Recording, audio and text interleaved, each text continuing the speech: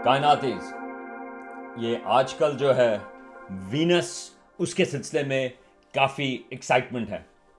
तो मैंने कहा ज़रा आज बात करें कि क्या एक्चुअल डिटेक्शन है और उसकी इम्प्लीकेशंस क्या हैं और ये इतनी एक्साइटमेंट इस सिलसिले में क्यों है और क्या ये एक्साइटमेंट जस्टिफाइड है या नहीं। तो सबसे पहले तो ये डिस्कवरी है क्या, लोग क्यों इसकी बात कर रहे हैं। तो ये डिस्कवरी जो है एक मॉलिक्यूल है फॉस्फीन के नाम से।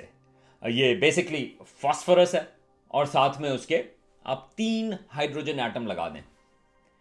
अब ये जो फॉस्फीन है ये यहाँ पर ज़मीन के ऊपर ज़्यादातर जो ज़िंदगी होती है वो प्रोड्यूस करती है।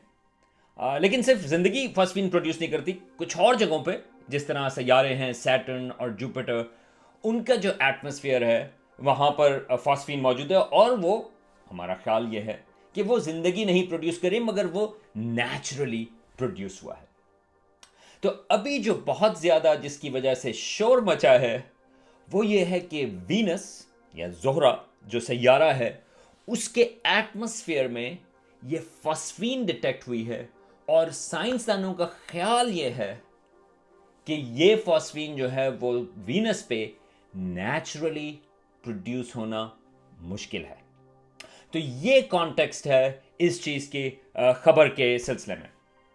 अब जिंदगी अगर कहीं और हो, चाहे वो माइक्रोब्स भी हों, ये एक बहुत बड़ी डिस्कवरी होगी। बल्कि ये मेरा ख्याल है कि ये हमारी तारीख की, हमारी हिस्ट्री की परहैप्स सबसे बड़ी डिस्कवरी होगी।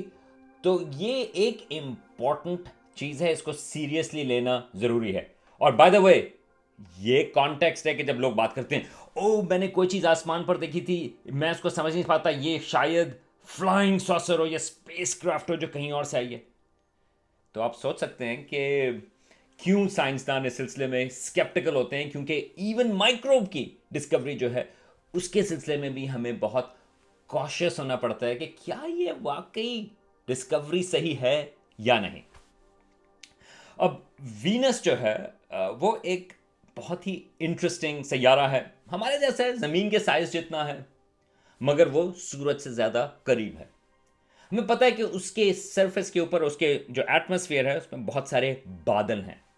तो 1950s और 1960s तक ख्याल ये था, बहुत बड़ी डिबेट थी कि अगर उसकी सरफेस के ऊपर बादल हैं तो क्या उसकी सतह के ऊपर शायद वहां पर एक बहुत खुशगवार मौसम हो। जिस तरह अगर आप गर्म इलाके में रहते हैं, पाकिस्तान में कराची लाहौर वगैरह में अगर बादल हों तो कहते हैं यार मौसम बहुत अच्छा है।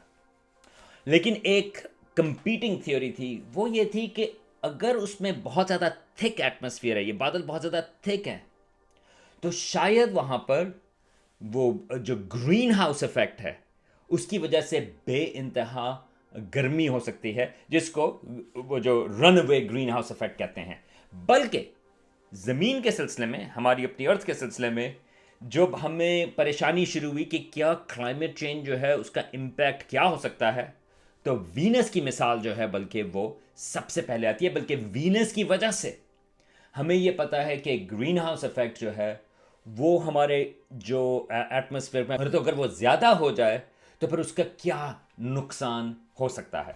वैसे थोड़ा सा ग्रीन हाउस तो ठीक है, लेकिन बहुत ज़्यादा हो जाए तो फिर आपके समुंदर एवेपोरेट होना शुरू हो जाते हैं और फिर एटमॉस्फेयर और थिक होता है तो वो काफ़ी गर्म हो जाता है।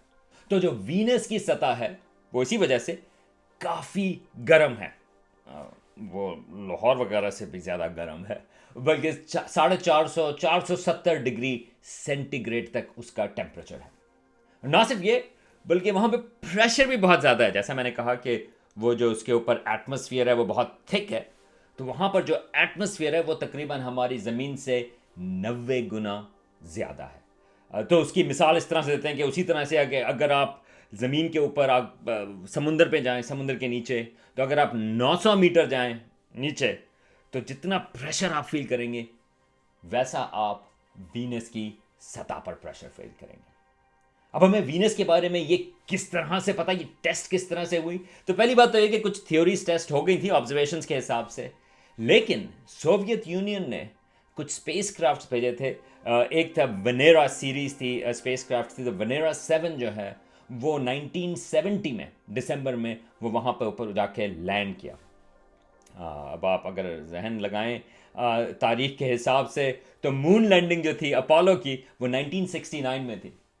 तो सोवियत यूनियन ने कहा कि अच्छा चलो ये मून की रेस, चांद की रेस जो है वो तो हार गए थे, तो उन्होंने कहा लेकिन हम वीनस के ऊपर कम से कम हम रोबोटिक स्पेस क्राफ्ट जो है वो भेजते रहेंगे, जो नासा ने नहीं भेजे थे उधर।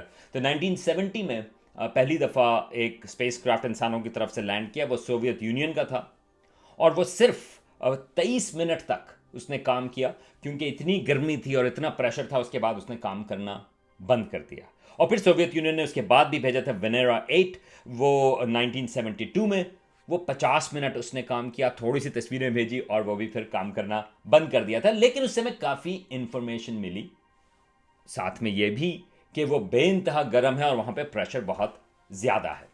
अब कुछ अरसे से हमें यह भी पता चलता जा रहा है कि शायद वीनस के ऊपर समुंदर था। तो जब निज़ाम शमसी हमारा बन रहा था तो पानी तो काफ़ी था। कॉमेट्स में भी है, हमारा ख्याल है कि शायद मरीख के ऊपर भी एक वक्त पर समुंदर था, ज़मीन के ऊपर आज भी समुंदर है। तो ख्याल ये है कि वीनस के ऊपर भी समुंदर था जब उसका एटमॉस्फेयर थोड़ा थिन था। और ख्याल ये है कि वो समुंदर जो है वो तकरीबन 2 अरब साल, 2 बिलियन साल तक उसकी सतह के ऊपर था। तो ये काफ़ी टाइम है कि अगर वहाँ पर ऑर्गेनिक कंपाउंड्स हो, अगर वहाँ पर टेम्परेचर ठीक हो, तो वहाँ पर ज़िंदगी के मौजूद होने का।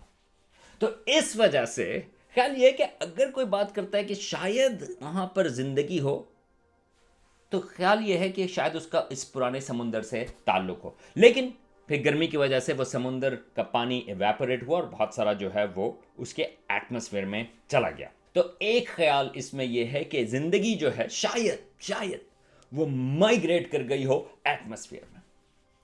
अब साइंसदानों ने एटमॉस्फेयर का टेम्परेचर देखा है और ख्याल यह है कि तकरीबन 50 से 60 किलोमीटर ऊपर सतह से जो एटमॉस्फेयर का जोन है वो एक लिहाज से शायद हैबिटेबल जोन है। मतलब यह है कि वहाँ पर जो टेम्परेचर्स हैं वो हैं तकरीबन 65 डिग्री सेंटीग्रेड और -20 डिग्री सेंटीग्रेड, जहाँ पर ज़िंदगी पॉसिबल हो सकती है। तो ये जो डिटेक्शन हुई फॉस्फीन की वो इस एटमॉस्फेयर में हुई और वो इन लेवल्स पर हुई। अब जैसा मैंने कहा कि ये जो फॉस्फीन है वो खुद ज़िंदगी नहीं, लेकिन ख्याल ये है कि वो ज़िंदगी की एक बाई प्रोडक्ट है। ज़मीन के ऊपर जो फॉस्फीन होती है वो मुख्तलिफ़ किस्म के वेस्ट जो ह्यूमंस हैं उनके होती है, या ज़िंदगी की हमारी इंटेस्टाइन्स में भी फॉस्फीन प्रोड्यूस होती है। तो ख्याल ये है कि शायद वीनस की फॉस्फीन हमें ये बता रही है कि वो किसी ज़िंदगी ने प्रोड्यूस की। और ये बहुत थोड़ी अमाउंट है, ये बहुत ज़्यादा फॉस्फीन नहीं, इसका बल्कि 5 से 20 पार्ट्स 1 बिलियन में फॉस्फीन है। अब ये जो फॉस्फीन है जैसा मैंने कहा वो जुपिटर और सैटर्न पर भी है, एटमॉस्फेयर्स में भी है, लेकिन वहां पर इतनी हाइड्रोजन मौजूद है कि फॉस्फीन का नेचुरली बनना आसान है। वीनस के ऊपर इतनी हाइड्रोजन अवेलेबल नहीं, तो उसको नेचुरली बनना मुश्किल है। हो सकता है कि शायद वहाँ पर, हमें ख्याल है कि शायद वहाँ पर वॉल्केनिक एक्टिविटी भी हो, आतिशफ़शां की एक्टिविटी या लाइटनिंग, वो प्रोड्यूस कर सकती है फॉस्फीन केमिकल रिएक्शन से, लेकिन इतनी ज़्यादा नहीं जितनी वो डिटेक्ट हो रही है। तो इस वक्त जो पेपर पब्लिश हुआ है उसने ये क्लेम किया है कि उन्होंने बहुत सारे और पॉसिबिलिटीज़ देखी फॉस्फीन की प्रोडक्शन की वीनस पर, मगर वो तमाम चीज़ें जो हैं वो पूरी तरह से एक्सप्लेन नहीं करती, तो शायद वो ज़िंदगी हो। तो अब हम इसके बारे में किस तरह से सोचें, तो मेरा जहाँ तक ख्याल है हमने वहाँ पर ज़िंदगी डिटेक्ट नहीं की, वो बहुत ही बड़ा क्लेम है। लेकिन अगर वहाँ पर ज़िंदगी है तो वो सिर्फ फॉस्फीन प्रोड्यूस नहीं करेगी, वो एक लिहाज से एक इकोसिस्टम होता है और ज़िंदगी जो है वो और चीज़ें भी प्रोड्यूस करती है। तो अभी हमें और उसका टेस्ट करना है। ये इंटरेस्टिंग रिजल्ट्स हैं, दिलचस्प रिजल्ट हैं, कोई क्वेश्चन नहीं है इस सिलसिले में। लेकिन अब हम और इस सिलसिले में जानना चाहेंगे कि अच्छा अगर वहाँ पर ज़िंदगी है तो वो और क्या चीज़ प्रोड्यूस कर रही होगी। और थोड़ा सा पैरेलल है, मार्स के ऊपर, मरीख के ऊपर एक मेथेन और ऑक्सीजन की डिस्कवरी है जो अभी तक अनएक्सप्लेन्ड है।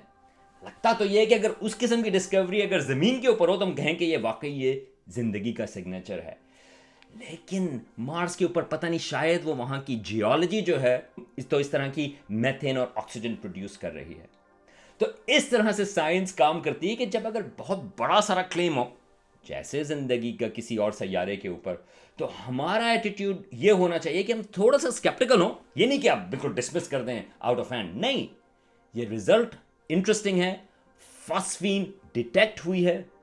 और अब सवाल यह है कि फॉस्फीन का डिटेक्शन का मतलब क्या है। जिंदगी एक पॉसिबिलिटी है, लेकिन हमें पहले रूल आउट करना है कि कोई और चीज, केमिकल्स, जियोलॉजी, वो तो फॉस्फीन प्रोड्यूस नहीं कर रही। और अगर जिंदगी है तो वो और क्या चीज प्रोड्यूस कर रही है, और हम उसको किसी और तरीके से किस तरह से तलाश करें। और इस सिलसिले में उम्मीद है कि अब खासतौर से इंटरेस्ट भी और ज्यादा हो गया वीनस में, तो अब स्पेस मिशंस भी जाएंगे और टेलीस्कोप्स की भी अटेंशन होगी उस सिलसिले में।